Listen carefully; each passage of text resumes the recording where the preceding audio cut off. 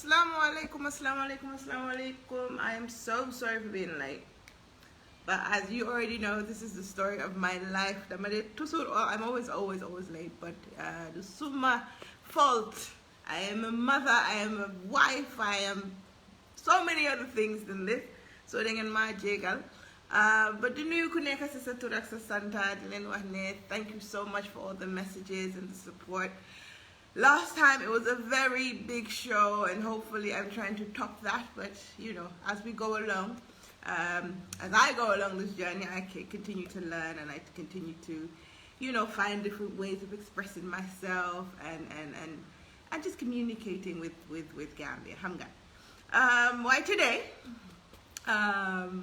Okay, first and foremost, what I mean by wise ones is not sëriñ yi yëpp or tarixe yëpp or ñoo xam ne yàlla may na leen xam-xam. I am Gambian, doomi Olof la, doomi Awsa la, gëm naa ne tamit ne julit la, so gëm naa ne tamit ne yàlla dafa def lu bari si nit te nit ñi dañ utee.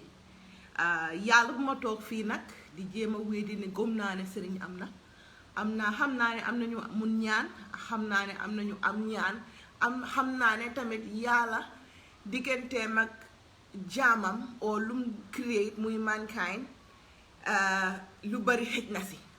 So duma fi toog naan okay, I don't believe in marabouts and things like that. No, this show is not about that. This show is not here to go against any tarixa.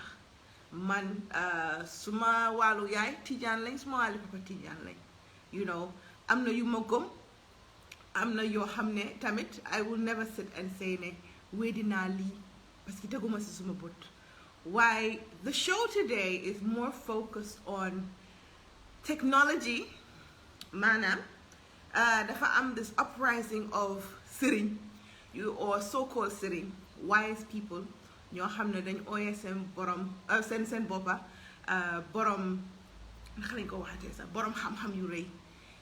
They sit on Facebook, they sit on YouTube, they contact people inbox. Xam nga di wax yu doy waar. Ñeneen dañoo nekk si social network di wax ne ok àdduna bi yëpp nañ génne sarax yi ñeebe o nañ toog ñu soo toog ay mbanda ay toog a génne ko coronavirus lii mooy fajam.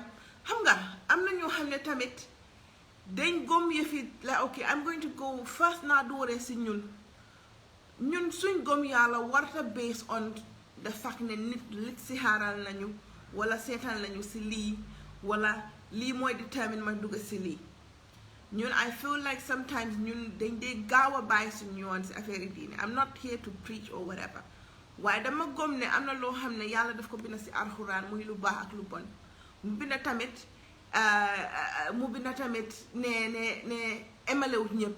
mu dooli waat bi na ne tamit si biir alxuraan ne Iblis has, or Satan, or whatever you call him, the devil, whatever you call him, yàlla dafa am moom tamit lum ko may. Because God is like God. You cannot measure the power of God. You cannot also know your plan. It's impossible. Ku fi mun na toog tey ne la lii ak lii ak lii ding si jaar. Xam nga am yaakaari kooku ba nga xam ne kooku moom lum laa jéem a digal or lum laa advice moo la gën a reassure sa diggante yàlla. Loolu Gambien bi war nañ koo xoolaat. Am na ñoo xam ne dañoo toog ber bu set suñ seetluwut wala suñ demul si sëriñ wala suñ defut naka sutu like seen xaalis jaral na leen ñu dugal ko si sëriñ ba nga xam ne at the end of the day lu ñoo jox seen njaboot sax problème la dee nekka. Am na ñoo xam ne tamit it's counseling. Amuñ bunta boo xam ne dañoo waxtaan ak nit ñi. Amuñ access to reading Quran. Amuñ access to reading the Bible. I'm going to say Christian and Islam here. Parce que we're all Gambians. Ñun ñëpp benn lañ.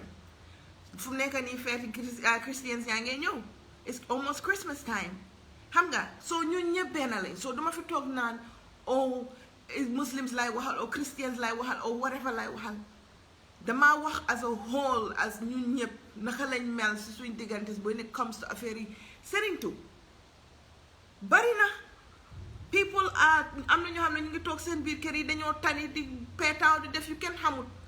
In this day and age am na fu mu nekk nii Sénégal as we speak right now Senegalese radio station boo xam ne suba ba ngoon suba la ñoo door ba guddi ñu ngi si ay peetaaw te Muhammad sallallahu alayhi wa sallam si jamonoom si lañ ko araamal. So is it why are we so in denial of the fact that we know that it's not right, but yet still we tend to cover everything up when it suits us with tradition and culture? Ñun suñ aada moo ñu xaw a sonal. Yes, we are a country of culture. We are a country boo xam ne balaa culture bi religion became after. Let's just, I hope you guys understand what I'm saying here. Bala religion doon waate si kaw suuf fii si doomi aadama or si nit. We had culture. And our cultures were so rich. Our cultures were not, I won't say unified, but we had a way of living. So, bu Turabi or Arabi or, you know, let's say other tribes from other countries, ñëwee will infiltrate you. The only way they could come to us was through trying to preach us scriptures about Islam or as Muslims, as Christians, as whatever. That's the only way they could have spoken to us. So meanwhile, you don't understand if you hirim or send if you jamu lenen, they were always there. This is why even the Arab dialect or the Arab language or whatever the scriptures are written in, you won't ever find it in an African country language unless it's been transliterated or translated. So nañ bàyyi suñ xel si the way we adapt to saying ne li aada la li culture la li bidaa la. Ñun as Africans we had a way of life comme naa si delluwaat comme ni ma ko doolee woon sànqa. We did not have this within our midst. Fine, amoon nañ ay dañoo yaaxante yooyu moom fii lañ ko fekkate wóor na man fii lañ ko bàyyi. But when it comes to solely the main objective in life, bala nga duga si dara, well, before you think about doing anything, you're going to these marabouts and they're telling you that your future is going to turn out in this way. How many people you think that sitting dina musa talk nit wax ko ne ko bes bo defé li day mom I can guarantee you you're going to go to hell. Imam yi renga de dega they remind you of hell. But you never ever see them saying that, you know what? Wa dega ne yalla, I do not know the future. A lot of people are living their lives day to day hoping ne lu len serigne bi wax. I mean, come on now, it's simple. If I am coming to you, masola si yo, man hamna ne sa problem, it's either yefi say. Sa problem is either affaire liggéey da nga bëgg tekki. Sa su fekkee ne góor gu xees la o góor gu weex la o góor ki, you know, bañ nañ ko ba suñ biir fu mu nekk nii ñu mënatu ñoo nekk benn. Because lu sëriñ bi wane la bàyyi du sàngam dafa xees. Nga sax si saxaay may dem na si kooku loolu man waxuma saay boobu loolu moom is the obvious part man lu maa wax mooy ñoo xam ne tey yoo tey suñ waxoon ne man jànguma alxuraan wala lu ma jot a dégga nag I will try and explain it to you, and that is there will come a time when yàlla bés bu ñu taxawalee ñu ñëpp si karamam muy bés boo xam ne yàlla yéex. The first people to enter hell will be these imams and these priests and all these people that appear to be more into the religion than anybody else. Because from there, you have a culture where, hi Anna, you have a culture where the whole country or whole world, let's say Gambia, we had Yaya Jammeh, who walked around with the Quran and a spear or a sword or whatever, and he was a self-made prophet. He was a self-made prophet, and he was surrounded by educated individuals. You're trying to tell me that the country as a whole did not see something wrong with this? We're all African here, like let's just talk the truth here. You know, we are so different at the moment. We've evolved. So many things can be done. Su fekkee ne nit bàyyi na xelam and you wake up, you realize that some of the stuff that you are doing when it comes to affaire sëriñtu is nonsense. People can predict you. There are things like software that it's not even software, Facebook. Our whole lives are on Facebook. So now you have people that will inbox you and say, yeah, I know your family, I know you have 2 kids, you know, dinala defara ñaan, yone mali. And if you're naive enough, dinko ko yone, am na ñoo xamne dañoo publicize seen boppa ne waa $10 so ma dugale $10 ma ñaanal la. The biggest rip-off boo xam ne man gom naa ne is a rip-off mooy ñu dee toog ne dañoo listixaaral almost 30 to 40 people a day when it's benn guddi. So now we've gone from that. People xam nañ ne naane nañ ne loolu might not even be possible. So what are they going to do? They're coming on our social networks and inboxing us, telling us things that we already know. But you know what? If they're trying to get 10 people, I can guarantee you that either 5 or 4 people will fall for their traps. So you say lady grow or send market be because Marcella, these people are living off us. Right now, the whole country or the whole world is in a pandemic. What are they going to do? They have to roll with you guys. They will try and okay, these marabouts are so good to a point where they now want to see as a profile picture. Ku gis lolu nga xamne ya nge nek ci jafé jafé nga gis lolu nga ne okay ki day diw sanga malien la xara ma dugal suma xaalis ci mom parce que yaakaar na dina ma defal comme num def ci profile picture bi du jeex du xaaj am na ñoo xamne every day ñu nge jog di dem ci sëriñ yi bu jëkka ba way légui suñ dematu naka lañu communiquer.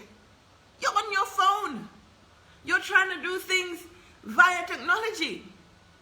You know, you have marabouts that have WhatsApp. They all have accounts. I've seen some people that have PayPal. And you're trying to tell me that all of these things do not strike like a thought, me. This is a scam. I can sit here and talk about how Gambia has evolved, but we are still living in a dark country. We are still living in a mentality ne. Suma safara or suma takutere or suma defut yenai duma dem forward. You know, then you talk and you yakan okay mange julli si yalla 5 times a day wise ma pare dina ko suma serigne bi ne ko Monday li ak li la bu nga defara mani nga fone kama do la dal waji nit or sister lo lepp lo xamne def nga ko ci kaw suuf yalla na la ko fay muy lu baax ak lu bon. Yalla dafa bind nak lu baax ak lu bon. You know, we have tried so many times to be better people. Duma fi tok na nit ñi kenn bëggut ba bon. Waaye am na ñoo xam ne bëggu ñoo gis jaama, am na ñoo xam ne bëggu ñoo gis nit nekk ci taranga, am na ñoo xam ne. And I'm not even talking about the people ñoo xam ne dañoo toog di xaatim or di toog di binna around about people. No. I'm talking about people that are just su fekkoon ne yow tey you're a Christian. Now waxal ñi ci Bible bi tamit. Or you're a Muslim and you read your book and you know that this is what God has said. The reason why you should know that black magic exists, witchcraft exists, and all these things exist because it's written in our scriptures that you know what? This is an ultimate sin. But yet still we are providing open doors for these people. We're letting them into our homes. Achieve the good stuff but can't. Exactly. That's another thing, Ahmed, exactly, this is Lucido Ladonyo. These marabouts really, sometimes, I'm the fake, I say, I hot, sorry. Well, and you neck, I say, I prak. Amun sa funyo text and just the leka bunyo just send dummy. So fake on the setting, I'm on the man, but a cat and bobo no, trust me, you don't think that Nako don't do a sip up? That's one and large yellow, look, I'm all a ton to be. They always tell you, ne, oh man, suma rawan be, oh suma rapi, oh suma whatever, be lumma may. We have not moved forward. As much as we try to move forward, these people are way ahead of us. When I tell you these people are way ahead of us, Some of them are even on TV sometimes, talking about if you come to my shop. So if you turn on TFM or any of these TV stations in Senegal, hey, na bare good Gambia, why on Senegalese TV? Yo tijel nga set, they are telling you ne, ay man fajkat la pul góor bu yom wala jigen bo xamne munta gis mbaham, and all these kinds of things. They advertise it. They are buying slots to advertise on commercial television, and yet still people, come on now, can we do na su fekkee ne am nga jëriñ doo ko feeñal? Kenn waxut loolu. Waaye ñu doon baax ba léegi ñu ngi baax, ñu doon bon ba léegi ñu ngi bon. Sëriñ ñoo xam ne nekkee wuñ fi pour lu baax ñu ngi fi te ñooñu ñoo fees suñ internet bi. You have amazing preachers. You have amazing ustasis. But ñooñu, at the end of the day, everything is commercialized. You ought fi gamo tay. People line up with envelopes upon envelopes, halis upon halis, te do fa gis ñeneen ñoo xam ne it's not ne xaamee loo leen de xaamee nga leen. Léegi nit ñi amatuñ kersa ne dañoo dem di seri tudoo whatever. No. Gamo yi nga gis ni yëpp okay fine dañoo dem pour jaamu, but xaalis yooyu noonu xëj na feneen yenn place yi soo fa demee it's like come on. Dañ am na koo xam ne ñu ne pa butel la or whatever dañ koo ooyee time boobu noonu wala mairie jalan bu daan déedee all those things léegi kenn nëbbatut loolu. So fu sëriñ or seetkat di demee di toog si internet or si toog si télé or whatever, why is it so hard for us to understand ne ñii ñu ngee duna si suñ kaw? This is a business for them. If I came to a marabu today and they looked at me and they know my age range, ñu xam ne maa ngi say am naa doom am naa lii, xam na fu maa awale si saa si dina xëj na jéem a yóbbu suma fit bi suma yëfi doom bi wala dina ma ne sa sëy bi dina yëngu parce que lii ak lii. But you cannot be gullible. You cannot be this naive to understand it. You cannot allow a marabu that you've met online scam you. And this is where I'm coming to with this topic. A lot of people are being scammed via online set and money transfer and whatnot. Di yaakaar ne say like sëriñ yi nañ leen mun a génni star. Su sëriñ yi munoon dinañ ko doon defal seen boppa. Su sëriñ yi munoon dinañ doon mandu xam ne ëllëg si biir nit ki ñëw ak tiisam wala naxaram or ñëw ak problème am. The only thing you can do is to provoke fear, is to provoke shock, anxiety, worry, panics. Si loo xam ne xëj na su demoon ba toog si yàlla ñaan ko benn ñaari raaka tari ay tariyam ni ko diine bi digle o jàppa buggi Bible ñaan nga fa ne yàlla du la génni si loolu. We need to understand that these people prey on our problems. These people prey on the things that we need and they know that we want. We are in a point where kuneka am issues. Everybody goes through some form of trial, or that is when you are most gullible. And that's when you are easily derailed and subjected to figuring out so many things that at the end of the day, boko sege besega bo xolat ko xamne amulul la njëriñ daf la wañi rek. The same God that this man or this woman or this Mara is trying to say ne mu ngi wax ak mom, trust me, bo togon benn guddi wala ñaari guddi nga ñaana ko sa bopp sometimes more than gin. So let's not fall. I've seen, okay, the new thing, I don't want to mention their names before they turn me into a bunny or some shit like that, but we have Malians that are preying on Gambians now. This is the new thing. Everybody's been posting. I've seen screenshots of conversations where they've told you, yeah, I'm a Marabu, I've lived in this country and that country, and I've seen this is what I can do for you.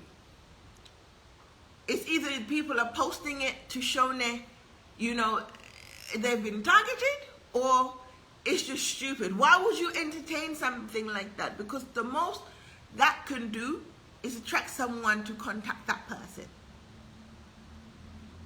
You know, at the end of the day, mandama Suma, like my mind, whatever I've touched on, that's what I feel, that's what I'm talking about now. We sit here and we talk about how holy we are. We sit here and we talk about how honest to God we are.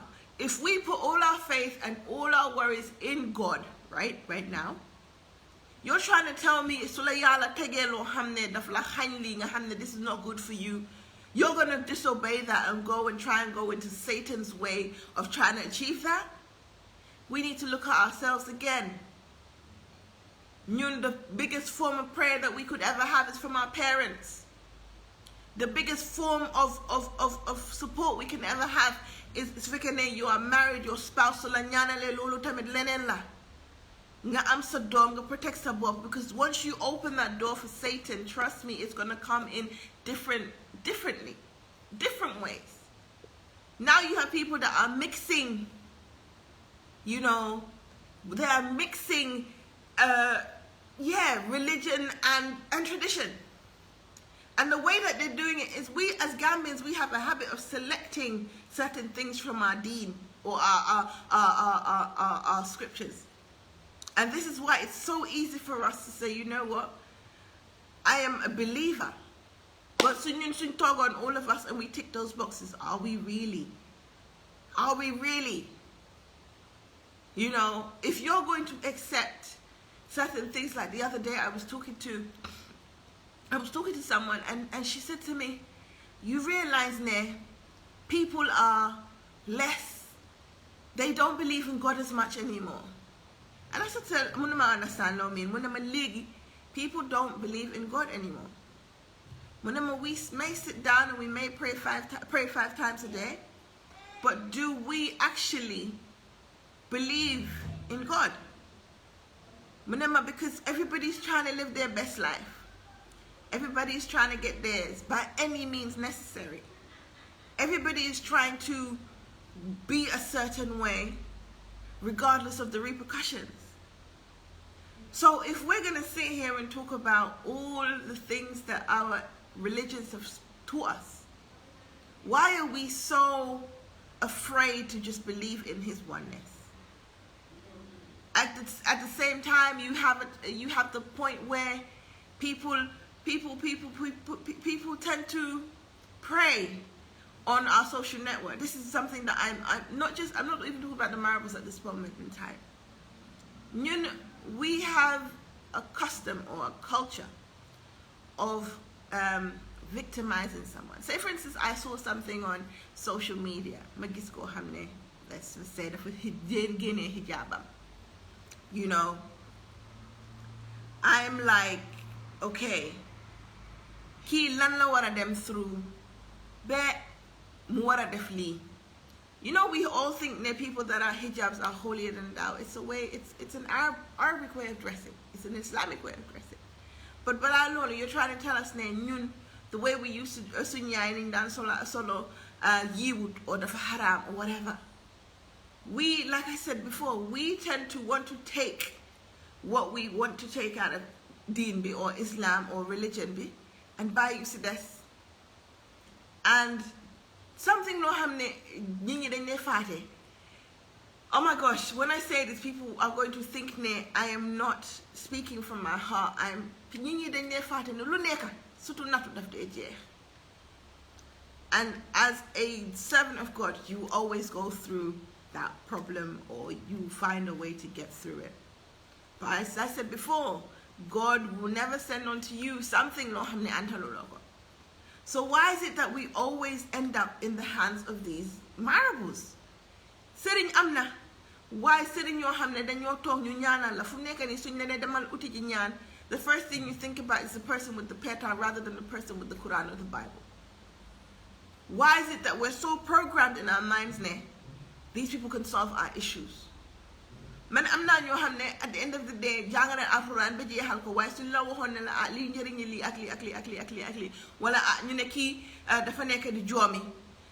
This mental illness, this is something that we need to talk about tamit. Mental illness am na. And I'm not going to touch on why mental illness is not an issue for me, but it's something that I hold dearly. There are people that are so into, how man explain it? So into affaire sëriñ ba nga xam ne su nit waroon a dem off xëj na dara jot ko mu am anxiety wala mu feebar wala xam nga mu judduwaale ak moom sax the first thing they say is nañ ko utal sëriñ. So sëriñ yi nii they will come mix li ñoo mix sotti la ko. Imagine how traumatic loolu dafa war a nekk si nit ki ñuy laa tuur ay safara ngay takka ay téere all of that ñu génne la si biir nit ñi sax tegee la boor. The way we treat our mentally ill when it comes to this, lila buga ñu discuss tey. Fine, yalla watching rukia. I hope everybody knows what rukia is. It's basically the recitation of certain surahs and certain phrases within the Quran. But man fuma waxe moy, people tend to take the Quran and write certain things, and you know, ñu la kopa ay ñaan or kopa ay siwo upon siwo. Mentally, this cannot be healthy for the person that's enduring it. Waxatuma la ñu ne la waaw kii moom dafa am rabam bi foog ñu génneel ko nak rabam bi foog, you know what the okay, yàppa boo xam ne yaa ngi ko dog either yaa ngi ko maye, yeah, but the whole point of the whole sacrifice, if you're not going to do it for the sake of Allah, it is haram. So ñu ñaata animals la ñoo am di leen rey ñu naan dañ ko war a tuural deret and things like that. All these things are happening in front of us and we do not really recognize it as satanic. We need to revisit what we think is our religion. Or our belief, sorry. Ñun we sit here, ñun dañ ko dee def. In almost every Olaf household, dañoo génne ay sarax. Yes, kenn weeduut yooyu mooy man lu ma wax mooy dafa using it for good. Yàlla wàcce na la fi lii, it exists, but use it for good. At the end of the day, you cannot say that you're not going to use it for good, because if you sëriñ bi di end up na yow foofu ngay end up si, which is in hell. A lot of us are going to go to hell because of the misconception of how we see our religion and how we think that ñu ngee jaamu si borom fekk ñu ngi nekk si musiba. And I also want to talk about how going back to the mentally unstable or the physically impaired, am na ñoo xam ne dañoo wax ne they can restore your eyesight. Or I mean, there's this program on YouTube. It's called The Fantastic Four. It's a bunch of comedians, but the fla one day in actual fact from episode 1, it's so easy to sway someone off based on social media. All they had to do was create this character, this marable or whatever, and have him perform something stupid, which is so acted out. And social media will just eat it up. Nini de Rang Simom, I think they have 16 episodes or so. But the flower one, like most of these marabouts that exist, they mess with your psyche. How many niggas say, you know what, do such a carla. So say, but I say, Hana do Neko such a cat. Nyata Nita Deli was sitting in the calling Madafal on them and Disumako. Nobody is really calling them out on their shit, so they're going to continue to take our money. You know? We are trying to establish a country bohamne. It's free from I won't say stupidity, but we have to think about being stupid at one point. Then you talk and we have important things to do. Yala buñ la wax ne la oh so demee sa office astaghfirullah. I won't go into that. I am going to go into this whole thing about people leaving teres and jujus in other people's establishments. Nit ñi ñu ngi complain lii wala ñu ngi taka ay tere or something si ron boto nit ñi. Like, ban façon brain mooy war a process lu bon lu mel noonu wala di yóbbu ay galaaj si bàmmeel nit ku dee soo ko defaralee lii kii du wax lii wala even góor ñu jigéen ñoo xam ne dañoo jël seen jëkkër yi di leen seedal I think that's what they call it teg leen glace which is basically duñ am erection ngir lan yaa ngee xelaat ne mu ngee dem doxantu ji si biti pour am beneen jigéen foofu instead of nga toog nga jéem a establish a conversation wala def si jëkkër let's say Anna Batnas I should have come on for this instead of nga toog nga waxtaana sa borom kër nga xam naka ngay koo jaaree nga xam naka ngay waxtaanee moom wala nga xam nga li la lu ko taxawoon you know si yow nga indiwaa ko si loolu déedéet yaa ngi uti sëriñ boo xam ne mu ngi laa lijjantal sa problème jigéen ñi dañoo nekk di raxas seen awra yi and ngeen baalal ma la I'm not even gonna apologize for this dañoo raxas seen awra yi seen si suuf seen taat yi jox ko seen jëkkër yi and the whole am na loo xam ne sëriñ yi dañ ko dee joxe pour loolu yeneen si yàlla musal mooy ne ñoo jël téere ñu boole koo loolu noonu ñu jox la ko sa jëkkër du dem fen that's another thing jigéen bu teg jëkkëram I've never understood sa góor danga ko war a encourage mu dem uti ji mu dem defi mu dem lijjanti ji waaye nga teg ko benn place du dem du wax du def dara su boobaa nag nga tàggale ko mookaani and all of those things nga foog ne dinga si am yàlla ku billaahi wallaahi soxna si ku tooga sa jëkkër yi ka sa doom soo fekkee ne danga yaakaar ne sëriñ moo laa sëyal si sëy bi you're in for a big surprise because yàlla moo wàccee sëy te daf lu mu si wax mooy it's very simple danga see jaamu yàlla ak mu metti ak mu neex ak luñ na si digal nga war see toog yes danga see jaamu yàlla Anna bat ne bàyyi ma soo danga see war a at least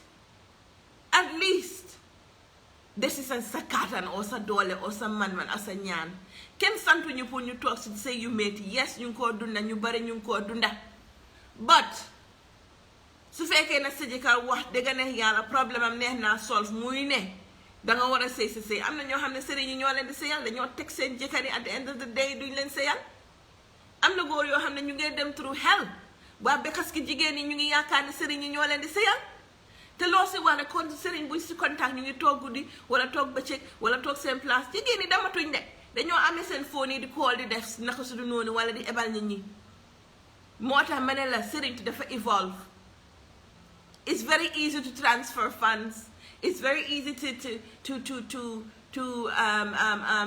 find these people.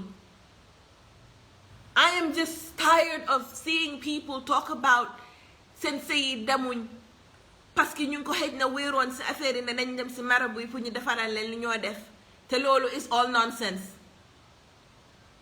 It is all nonsense. This is what brings me back to the people are getting married for the wrong reasons.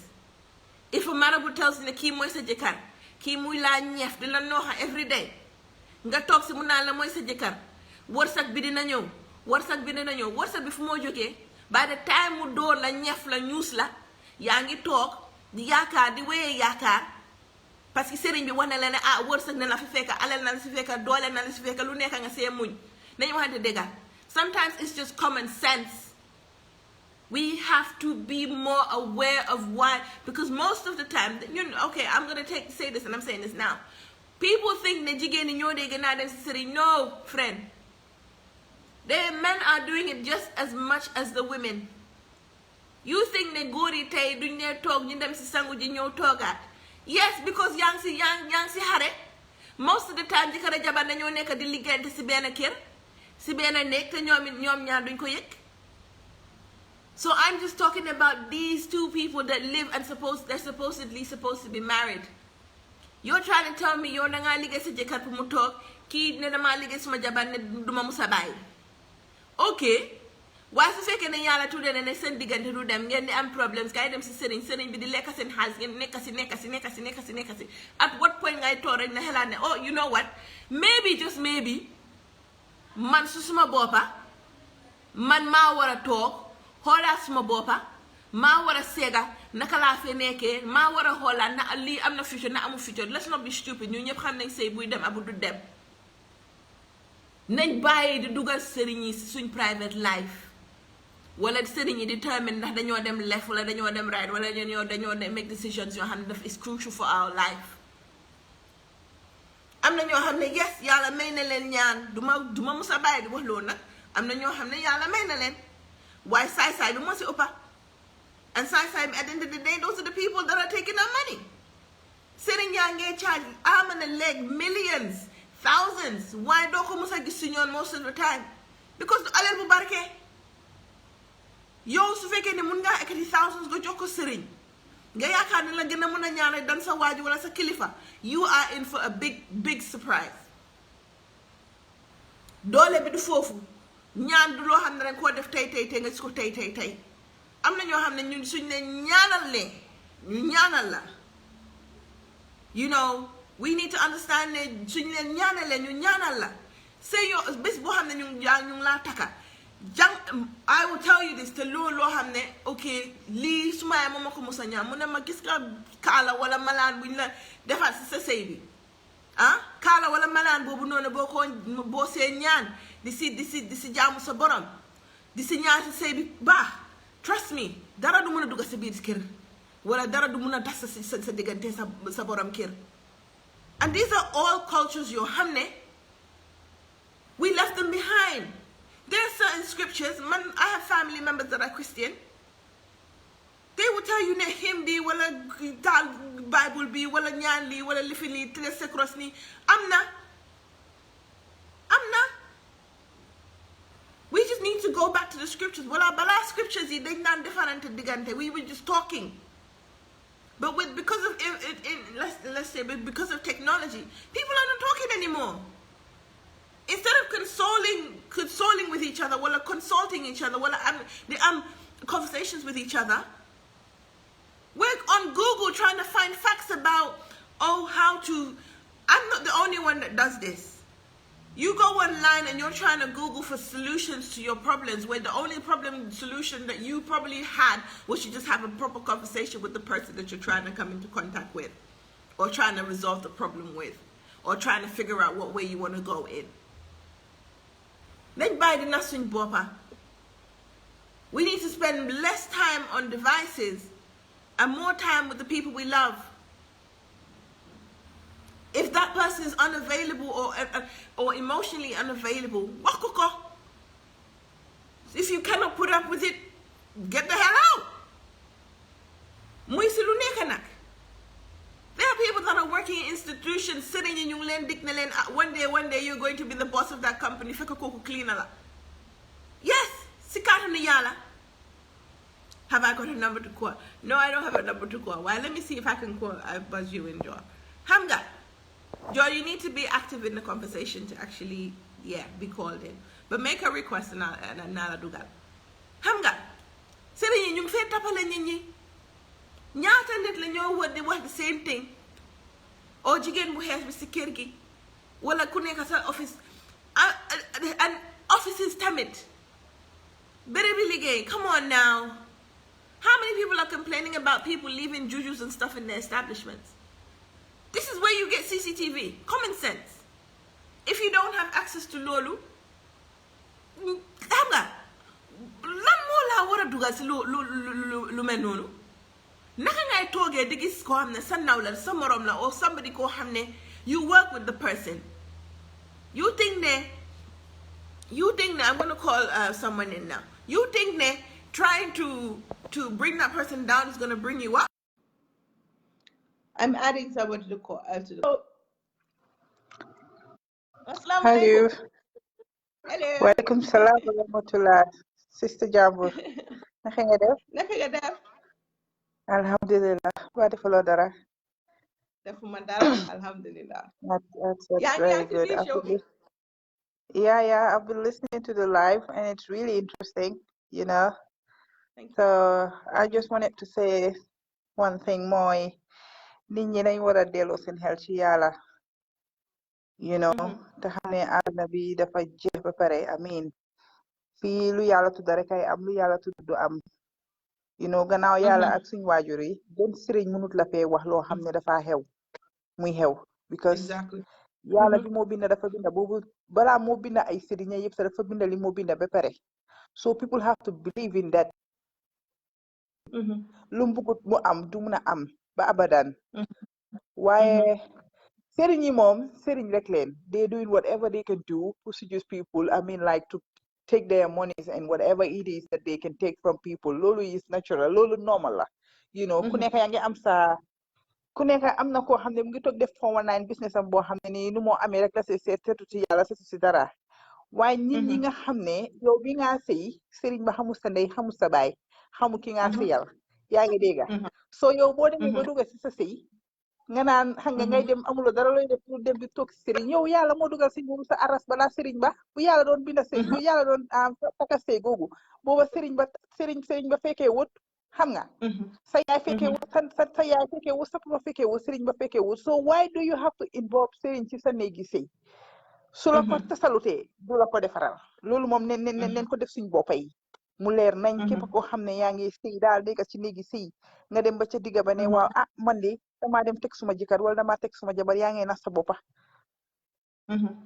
yaa ngi nax sa boppa fii benn sëy neexu fii sëy yëpp a am problème waaye ku nekk da ngaa dellu sa xel si yàlla te toog di jàpp di julli di ñaan yàlla di diisoo ak say waajur ni la defal ñaan soo bàyyee nag nit ki nag soo xeebee sa wàlla dem ci wàlli jàmbur bu boobaa ni nga dóor sa loxo ci ekkata kenn du la te ni nga ne suma yëgoon fekk suma yëgoon na nga ne la di dem you know ñaan dara jënu ta foor su ndey sa baay ñaanal la gannaaw yàlla ak yonent bi nit amuloo ko xam ne moo sut kenn ku dut sa ndey sa baay amuloo ko sut sa ndey sa baay mënut a am on earth bi la sa yaay di ëmba juróom ñeenti weer di la wasin sëriñ ba fekkee wut sa yaay ñaanu pour sëriñ ba sa yaay ñaanu pour naka la sëriñ ba ñaanu pour sa yaay deliver peacefully so sa yaay bi moo ñefe sa clinique ba di jànkuwante foog ne ba kenam yëpp xaj na ci yow sa yaay jur la nga xeeb sa ndey xeeb sa baay ne yow da ngaa dem ci sëriñ yow kon yow perte nga because sëriñ yi ñu ngi fi di lekka nit ñi seen xaalis yi for nothing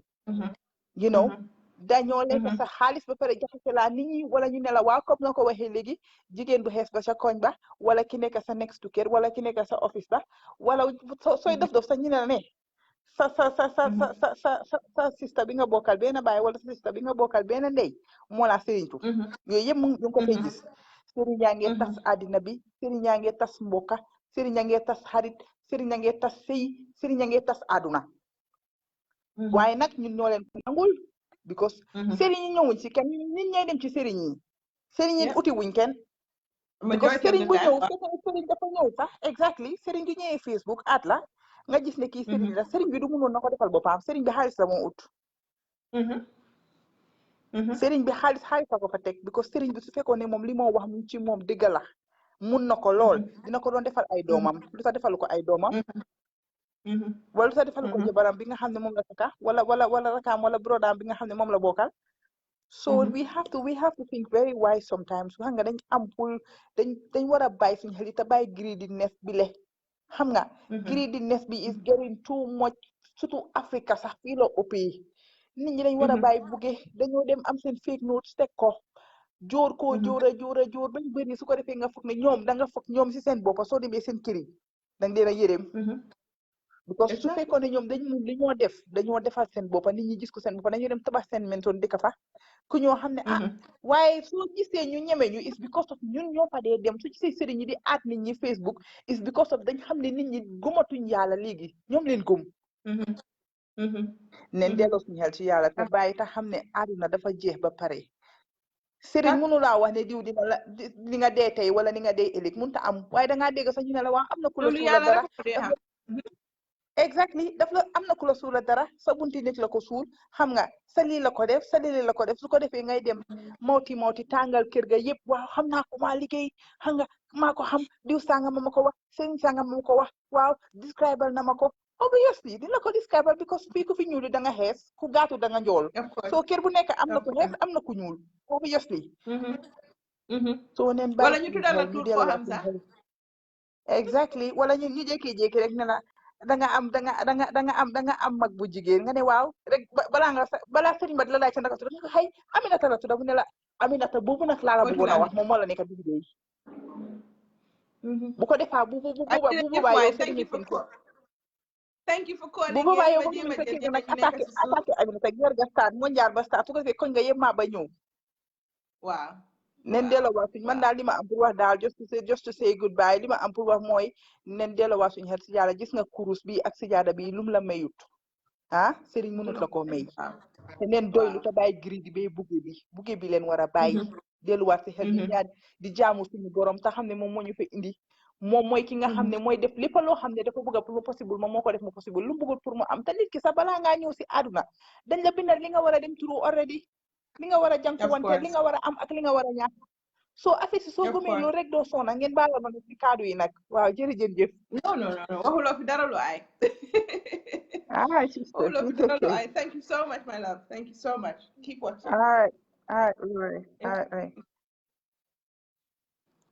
mu ngi last loo xam ne just now and we need to touch on this dañ ne woon suñ yaayee suñ papa lu ñu mën a ñaanal waaye ñun ok benn dimension mu ngi si tamit ñun as Africans and how man laal every single person that's watching right now waaye ñun as Africans suñ yaayee suñ papa most of the time ñu dee yóbbu si sëriñ yi loolu beneen part of affaire si la am na ñoo xam ne ñoo xëy suba yóbbu seen doom yi ne leen yow by force dangaa ñëw tekki dangaa nekk dara yow by force danga am pour am ay force yow by force danga am pour am ay degree yow by force danga war a tekki xam nga ñun lu nekk dañ ko war a xoolee suñ bopp te man I'm going to touch on that man lu ma touch on mooy ne am na ñoo xam ne sa waajur mooy njëkk a ubbi bunta pour affaire yi sëriñ tu si sa life we are talking about ñoom mun na ñoo ñaanal ak yooyu noonu waaye ñaata parents ñoo em si loolu as Gambians am na yenn bunta yuy dem si sëriñ yi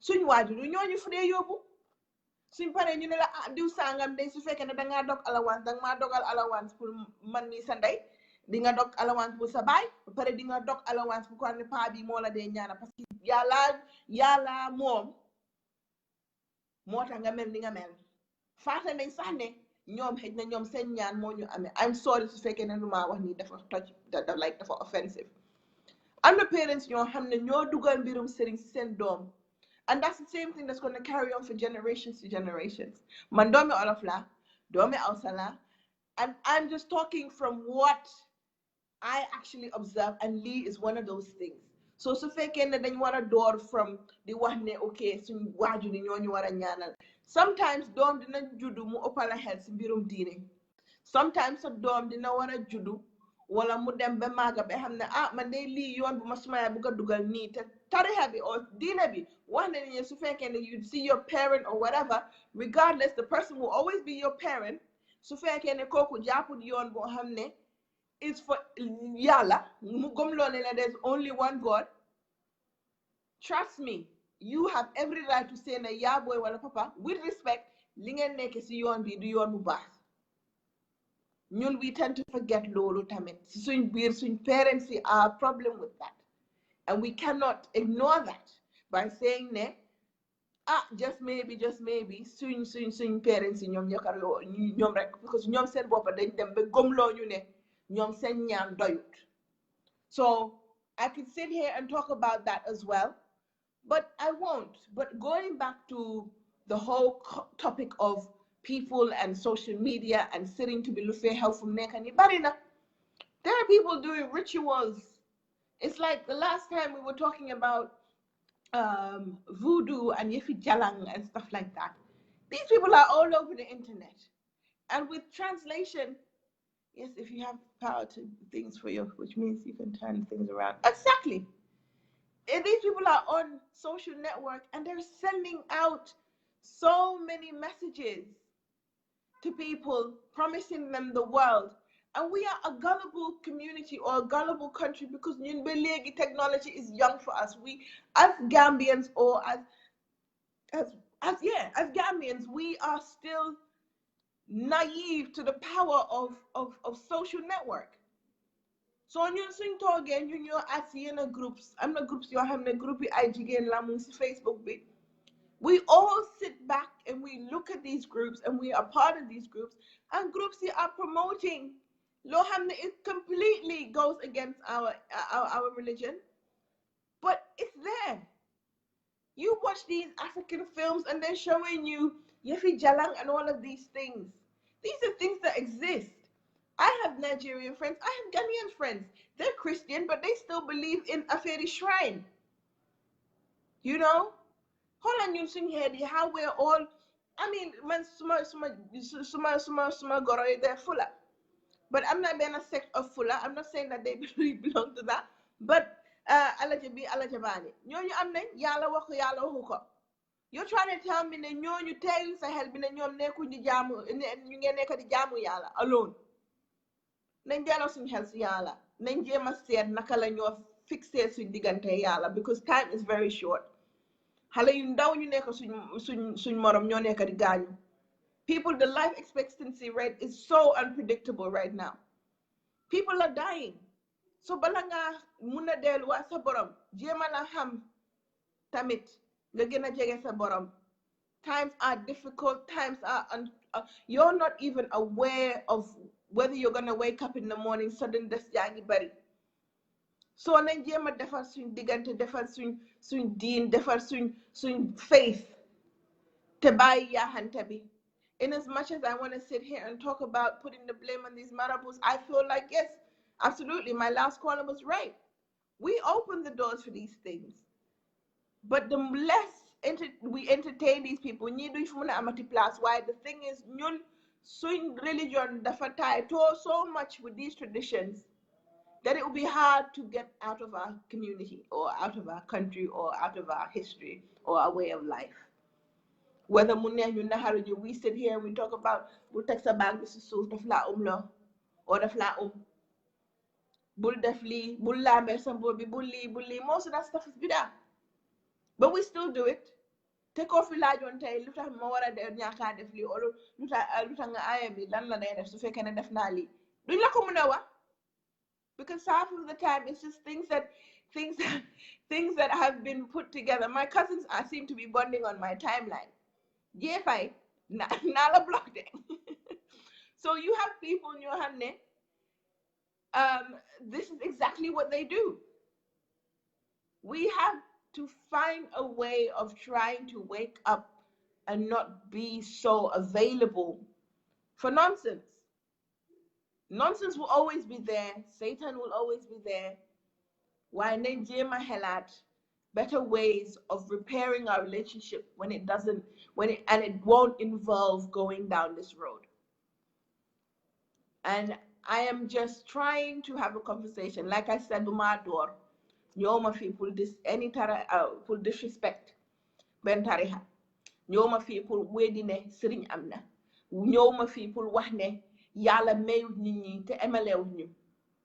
While no fi ñoo moy pour wax moy let us try and figure out ways for we can work together as a community or as a family or as whatever, or you fix up suñ boppa.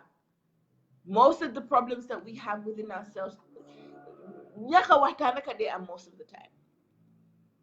And képp ko xam ne yaa ngi nekk yow lenn la ne yaa ngi nekk si lu xam ne neexul yàlla gëstul sa boppa. Ku nekk xam nga sa bopp soo tëddee guddi na dangaa nelaw ndax doo nelaw. Ku nekk xam ne su fekkee def nga lu baax nga war a toog nga xelaat sa conscience di la dóor ngay xelaat ne ëllëg si biir man de kii lii laa ko defoon yaa maam yàlla lii la maa fayee ndax jar na ko. Is putting evil or putting a spell or derailing someone from their path or something like that, another person, is that person worth your eternity in somewhere for hamne, your promise tomorrow? Because I believe in heaven and hell. Is it worth it? Do we need to allow ourselves to even go towards hellfire just for the sake of Adonabid, Lohamili? It's just temporary.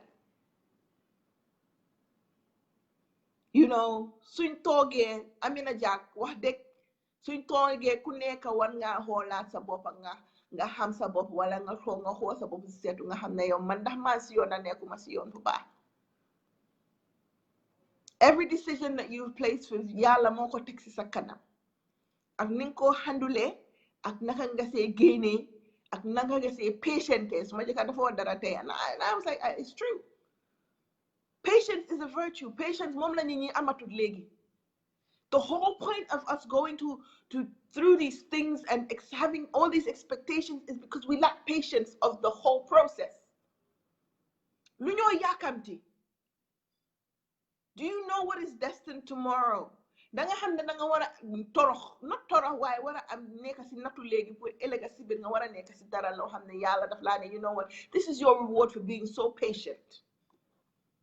Why are we such in a hurry? Gambians like what have nekani.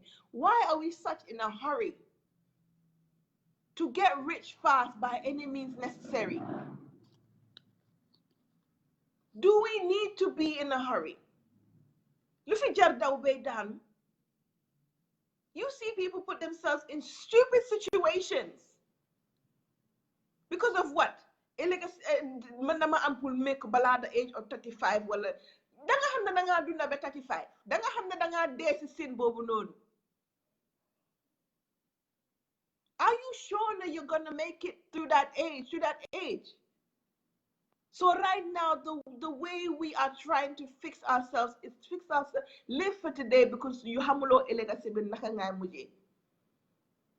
And yalla fu nekk ni do def nit ci kaw suuf bala nga dé nga ko dé gis ñepp tek ci seen bot.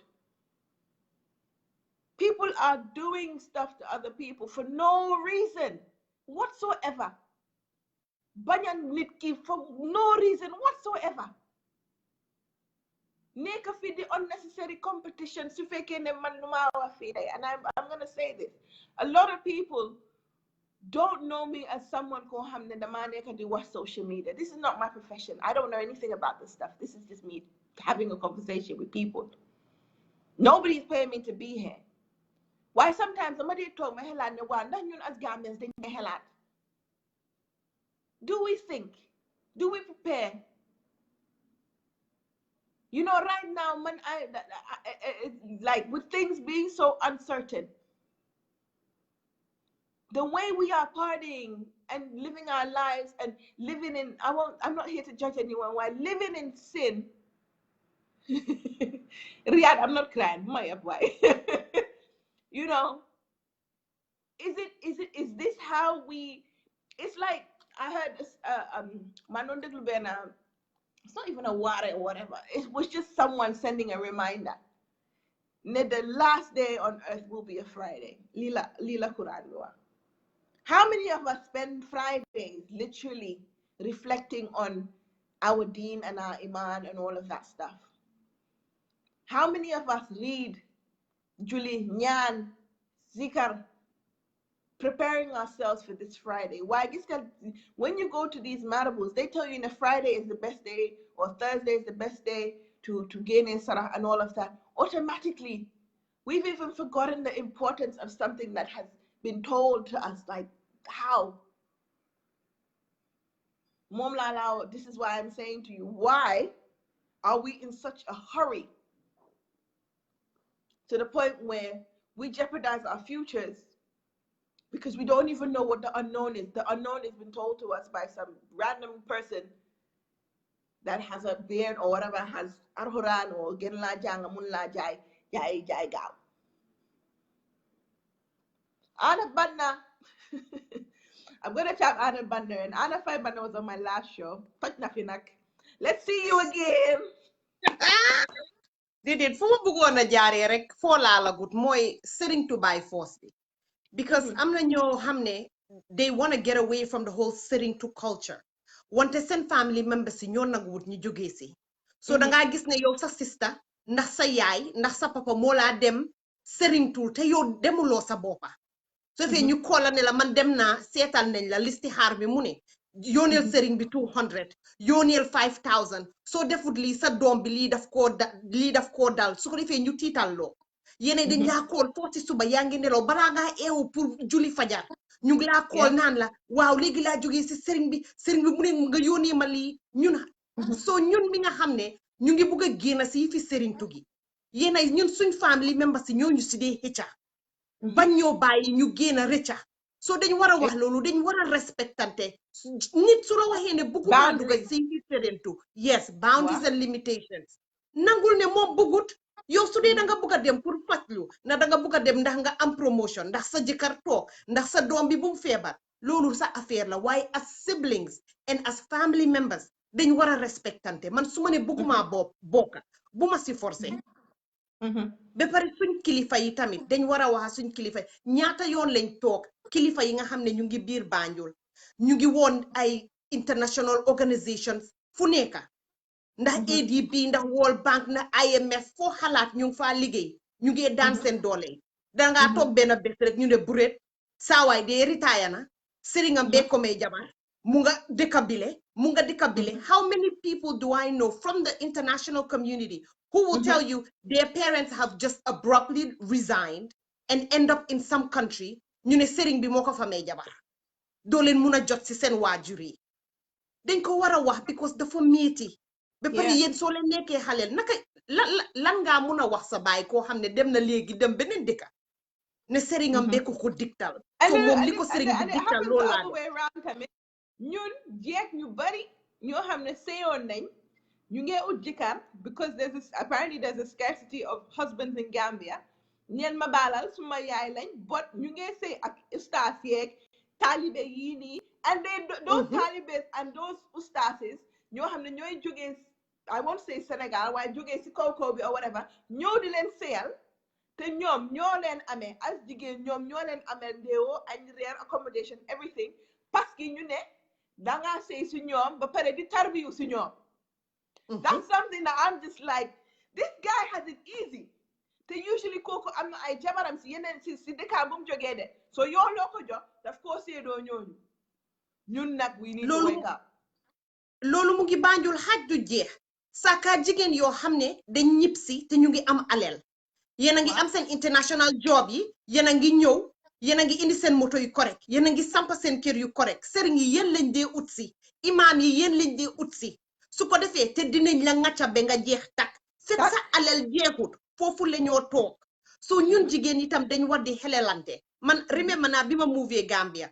first thing luñ ma wax mooy soo dooree liggéey bul simi sa daala nga bàyyi ko sa desk bi bul bàyyi ndox boo xam ne yaa ngi koo naan jeexal loo ko nga dem bathroom ñëwaat I mean the rules were it was more setting rules in corporate Gambia than the employee handbook wow employee handbook bi rules yim am has nothing on the rules they give you on how to avoid being marabut and how to avoid ñuy laa setting to man suma foo sëy bi dama sëyoon si poli Guinea Conakry suma goro bu jigéen suma seetsee su ñibee dangaa dem di ekati cushion yaa ngi ekati toogu yi yaa ngi because dina fa bàyyi dara sa goro daf la may dara bu ko sol de you know things like that waaye dëgg la man loolu I lived it so you live in fear waaye sëy boobu bi mu jeexee man daf ma turn off West Africans completely dama daw dama ragal outside fii bugaatuma fi jëkkër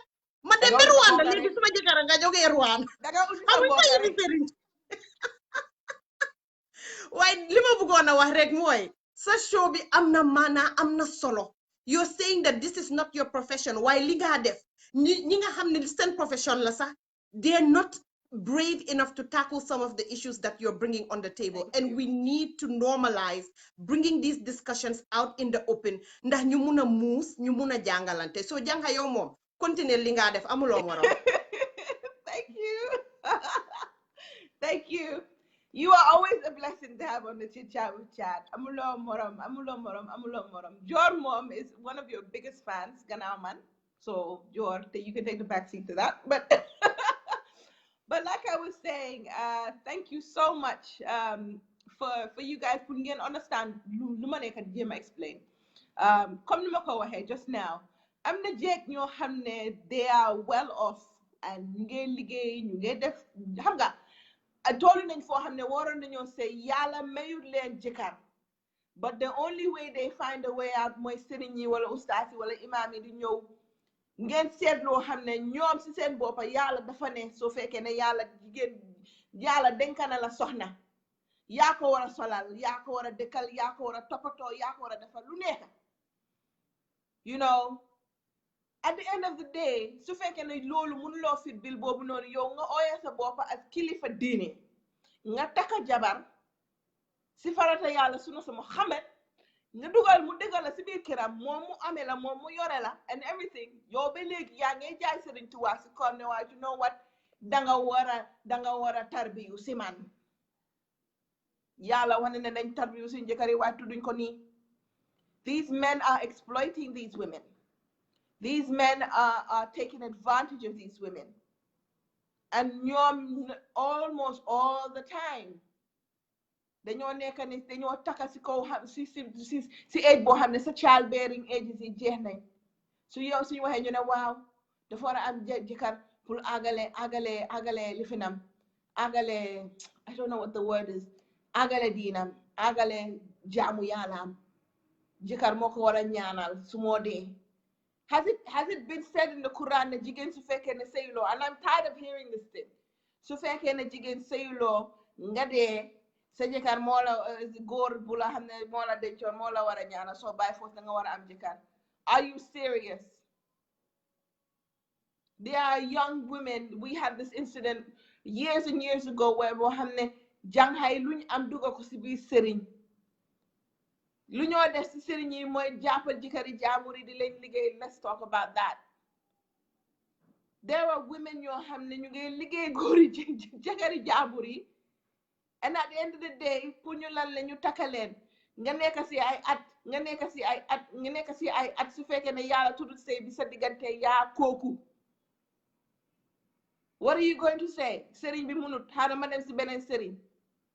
And you continue to do those rounds ba nga xam ne dangaa dem ba reach menopause seeguloo because yaa ngi yaakaaroon ne seetkat boobu wala sëriñ boobu mu ngi la war a ñaanal loo xam ne moo laa dugal sa biir néegu sëy. Let's stop kidding ourselves. We are more intelligent than this. So man, on the real neck, I'm gonna wrap up today because I feel like I've been talking forever. But ni ma ko waxee from njëlbeen sëriñ am na ñaan waay am na ñaan yàlla mu may la tamit am la te bañ a yàkkamti sooy ñaan yàlla am na. Yeah, we have parents nañu suñ waajur yi jur ñu ñaanal su fekkee ne amuloo waajur boo ko jox tamit nañ bàyyi suñu xel si lu ñoo joxe sarax. Are you giving zakat out for the sake of giri yàlla? Di nga mun a why am I wrapping up?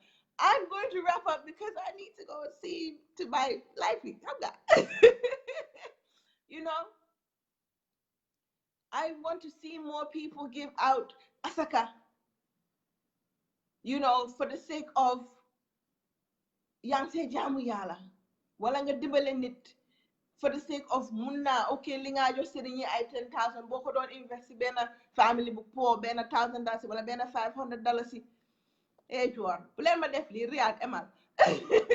You know, I want to stay. Okay, I will stay for an extra 5 minutes and then I'll go. But let's talk about zakat. How many people are giving out charity not for the blessing, not for the reward, but for their own selfish gain? So li or so bena guru dina la fanghal. I'm like, okay. The whole essence of sarahe is it's a pillar of any religion, bena. Any point of johe is for the sake of nayange dimbale. Not for today, not for this world, but for tomorrow. 2 things you'll take when you're going is the fact that it's your deen, your prayer, and your zakat. Aksadidzi. So at the end of the day, Sufekene, you are sitting here and you're trying to come across as a saint. Did you have a sarah or did you have charity? And you're trying to put it all up on social network. At the end of the day, who are you doing this for? Who are you doing this for? I'm not your hand then you're gaining that I'm the social network. That's another thing that is sickening. But man, I am talking about these people that constantly give sarah on the low, I ball, I johe, I halis, I nak ak you know to feed the poor. Please feed the poor. Fatia mala duga si shobi. Hamga. Feed the poor.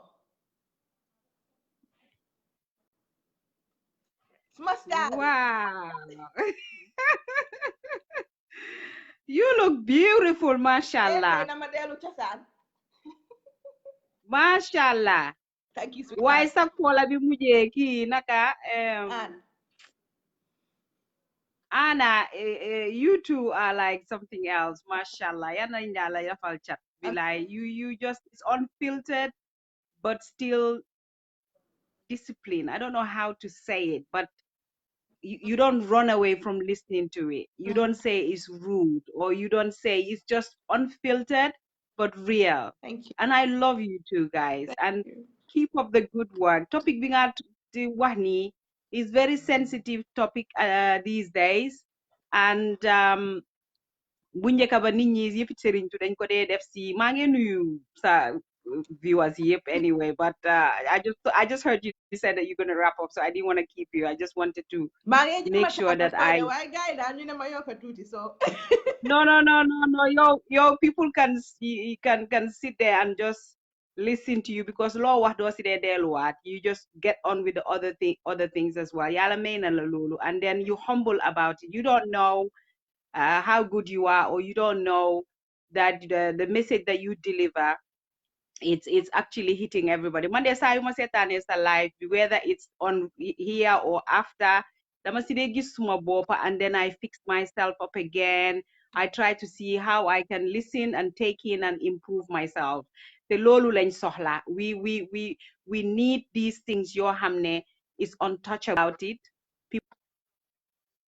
People talk about it in private conversation, you know, and some people are even scared to discuss it because nowadays it's like, okay, suma waxtaanee yow or suma la sene audio mu génna, it can be interpreted wrong or whatever. But when somebody sits there on a live program and talk about these issues, you touching or you speaking for somebody or you answering a question for somebody who is sitting in her living room or you don't even know, you know. So man dama dee wax ne daal suma star bi dama bëgg ngeen dee share video yi di ko make sure ne it's out there. Man, I would put it on WhatsApp group, family group, because this is something that we need to talk about. Because man léegi àddina bi léegi dafa mel ni ragalatuñ dara. Because danga nekk di seetaan théâtre yi Sénégal yi sax for the next 5 minutes advertisement yi sëriñ la, you know. So kenn nobootut ci affaire bi. It's like nga génne ñu indi ay xaatim. I mean, I'm gonna touch on something a little bit. Loo xam ne I think you will make a program out of it nga gën koo yaatal, which ne mu ngi xaw a link ak sa programme bii nii. Gis nga ñun, and it's to do with culture, it's to do with li nga wax nii, because dañ dee wax ne am na xaatim yoo xam ne su ko jigéen boo xam ne juragut or seyagut or whatever su ko tegee bot du am doom or du am lii xam nga or sometimes suñoo def suñoo muur nit kuñ muuragut warta duga si néeg bi. All these cultures it's like secret amatut ñu ngi ko def ci télé yi, you know. Yow soo yaa ngi seetaan télé nga gis sëriñ buy advertise génne ay xaatim génne ay yoo xam ne what is it part of the xaatim yoo xam ne ku amu doom waru koo gis or xale bu amagul ndaw waru koo gis or something like that, because for you want to show people that you are the big guy koo xam ne mun naa faj sa aajo, and you are actually plastering these xaatim saar yi nii boole ko ay pursaak boole ko lu nekk di ko def ci télé bi, understand nga. So culture yi ñoo wax ne soo defut nii waruloo gis lii, soo muuragut waruloo ni. It's all on Snapchat. Danga gis ku ñoo muur muy lekka laax bi, loolu duñ ko daan gis, you know. Man gis ku tëra borom këram sa malaani lii bi sa malaani ndaw bi ñu wone ko ne kii virgin la, loolu gis naa ko Facebook. So yo xoolal loolu, so loolu yëpp xam nga it's like ñun sutura amatut si suñ biir. Ba pare tamit xam nga mystique bii nii ak yëfi sëriñtu bii nii man I think moo nekk suñ deelu gannaaw si suñ society. Wow, especially the ones that actually do things to actually destroy xam nga destroy dem di sëriñ tu di yaaxante dem di sëriñ tu di defante yoo xam ne xam nga dafa graaw. àddina bi léegi dafa tëddadi boo xam ne xam nga polygamy bi, you know, doomi baay yi wuje yi xam nga loolu yëpp dafa dem der law si loo xam ne yaa ngi gis benn household boo xam ne seen papa mu ngi struggle mu ngi am ñaari jabar mu ngi am xaalis mu ngi dem doomam yi kenn tekkiwu ci because su awo bi xëyee suba suul ngoon seet bi suul kii ne dinaa destroy taawam bu jigéen bi du fi tekki yow tam nga dem sëriñ ci so by the time yéen ñëpp seen doom yi war a am to an age boo xam ne dinañ war a am master's degree graduate yóbbu leen maaka ñu ngi tuktaay ñu ngi ci tali bi ñu ngi leen a nappa ñu ngi campement because du dara de because du stress dof yu bari du stress in the sense ne amuloo dépasse boo joxe whatever most of it is this mystic as well so man li ma wax askan bi mooy I think we should really go back to the drawing boards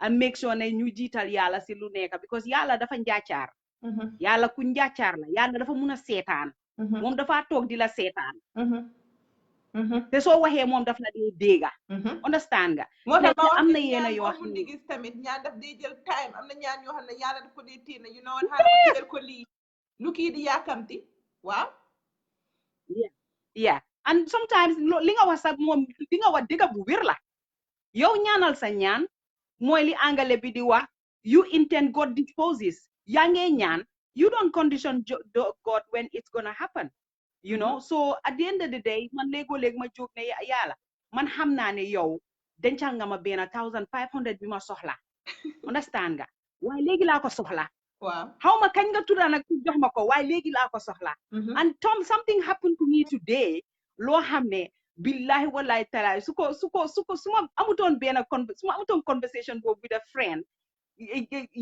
people will think I'm lying kooku dafa génn suma kër rek li ma doon jàmbat li ma doon jooy mu ne ma yàlla baax na ma ne ko yàlla de ku baax la mu ne soo ko ñaanee mu may la dama toog 1 hour rek ma ubbi suma email bi and I saw the email and I was like yes he can hear me maybe when I called yesterday they told me it will take up to the new year and when I was cleaning and cooking today I was talking to God and I'm like Papa God, come on.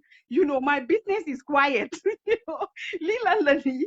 Dimele ba yow tamit nak waxal gaay ñu ne jëluñ suma case bi man apply na ba pare jëluñ suma case bi xam naa ne nag ñu ne ba new year waaye yow yaa am xam sa doole yow yaa am sañ-sañi wax case wooka bi ne ko jëlal case yi Fatou Cham bi nga jël ko nga sort ko out barke alquranul karim an aware go ma ubbi rek gis ne ñu allocate suma case bi to a case worker so te nekku ne dama ci dem seetlu naa dama sarax or whatever it's just I spoke to the big guy the guy in charge directly so I won't keep you any longer.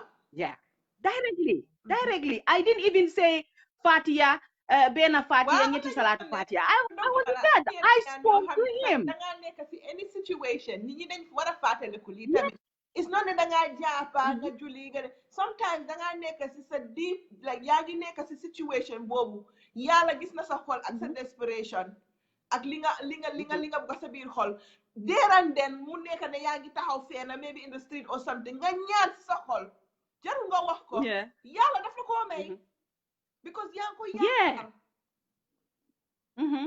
I mean am na benn bés I'll tell you a funny story which happened to my sister. Dafa am benn ku gaañu woon gaañu ku passed away and then it was a shock to everybody and mu xaal jàppa ko mu xaal mu ne maam yàlla na fi raj comme like it's like xam nga like na fi raj taalibe baay la mu ngi xaal mu ne ko na fi raj lii kay moom jeex na fi raj nangam night time come we went to bed mu eewu ak boppam bi ak kanamam bi yëpp néewi mu génnee benn nataali Baay Ñas mu nekkoon ci kaw mu génnee ko piis la mu musóoru mu ñëw ma ne ko sis lu xew mu ne ma yàlla may wax di kaf muy dégal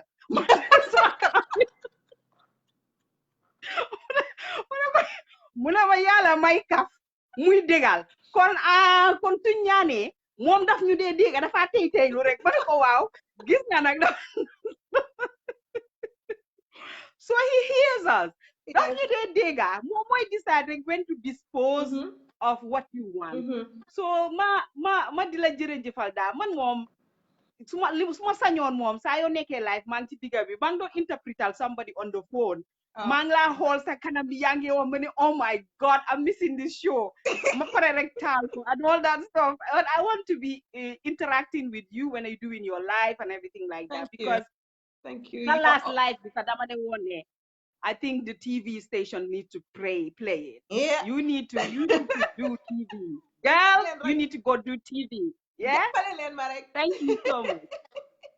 Thank you so much. We love you. We love you. We love you. Yana la yala lafal chat.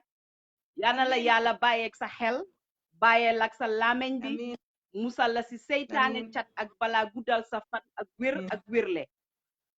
Sa néegi sey sa néegi si sa néegi sa home yàlla defal la fa jaama te yàlla lafal la cat musal la si buti seytaane musal la si buti si laamañi seytaane te yàlla yàlla yokk sa maxaama ci li nga def ni man loolu laa la ñaanal su ma la seetaanu loolu laa la dee ñaanal ne bugga naa sa maxaama yàlla di yokk sa maxaama ci lii because loolu lay loo ñaan te man di la ko ñaanal ci barke alquran ci barke baay ak baayam ci barke salatu fatiha